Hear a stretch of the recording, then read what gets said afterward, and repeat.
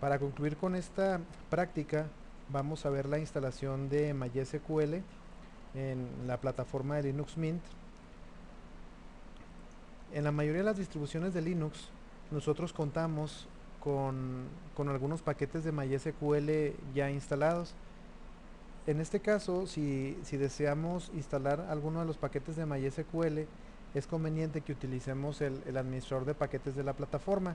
Para el caso de Linux Mint utilizamos Synaptic Package Manager. El administrador de paquetes nos va a pedir la contraseña y nos va a permitir buscar entre la lista de paquetes que tiene instalados nuestro Linux o de los cuales se puede instalar. Si nosotros aquí seleccionamos MySQL, podemos observar que tanto el server como el client, el 5.5, ya están instalados. Aquí nos aparece en verde. Entonces, al tenerlos instalados ya no es necesario que realicemos alguna otra operación, por lo cual vamos a corroborar que MySQL esté funcionando.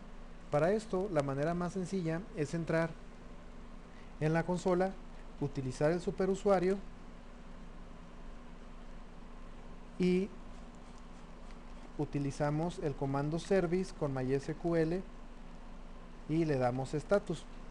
En este caso MySQL ya está funcionando. Si deseáramos apagarlo, utilizamos el comando stop, con el cual manda la señal de apagado a MySQL, o si queremos iniciarlo utilizamos el comando start.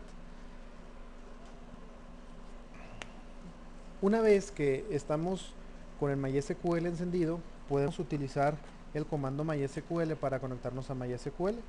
En este caso podemos acceder utilizando el usuario con el que estamos firmado en la consola de Linux, que vendría siendo el usuario root, el cual representa al administrador de MySQL. Por lo tanto, aquí podemos utilizar la base de datos de MySQL, que es donde está la información de MySQL. En esta base de datos nosotros tenemos una tabla que nos muestra el usuario,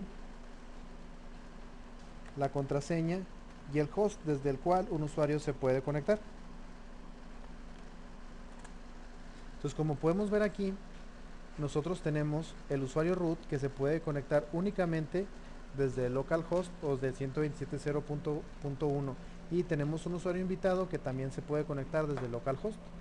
En este caso, el usuario importante es el usuario root. Aquí podemos ver que ninguno de los usuarios tiene una contraseña, por lo tanto no es obligatorio que utilicemos la contraseña para entrar al MySQL. Para salir de la terminal podemos utilizar el exit, ¿sí? Y regresamos a un usuario mortal. Si yo entro como usuario mortal, voy a utilizar el usuario guest. Este usuario no me permite utilizar algunas cosas de la base de datos. Por lo tanto, si yo deseo entrar como el usuario root desde otro usuario, utilizo el comando mysql-root y me permite entrar con el usuario root. No me pide contraseña porque el usuario root no tiene contraseña. Si yo quiero crear una base de datos, utilizo el comando create database y el nombre de la base de datos.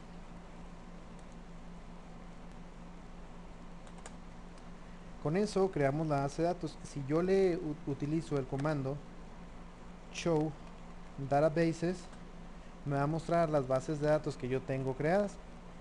Si yo accedo a la base de datos de EJ, que es la que acabamos de crear, puedo utilizar el comando show tables, el cual me mostraría las tablas que tuviera creadas. En este caso vamos a intentar crear una tabla ejemplo, ¿sí? Y vamos a crearle un campo que sea id, que sea de tipo integer. Listo. Si yo utilizo el comando show tables, podemos ver que ya tenemos la clase, la tabla ejemplo. Si yo utilizo el comando desc, podemos ver cuál es la estructura de la tabla ejemplo. Si deseamos corroborar que se puede insertar, utilizamos el comando insert into y indicamos la tabla y le pasamos los valores, que en este caso sería 1. Para corroborar que esté la información, utilizamos select asterisco from la tabla. Con esto ya creamos la base de datos, creamos una tabla y corroboramos que MySQL esté funcionando adecuadamente. Y con esto concluimos la comprobación del uso de MySQL.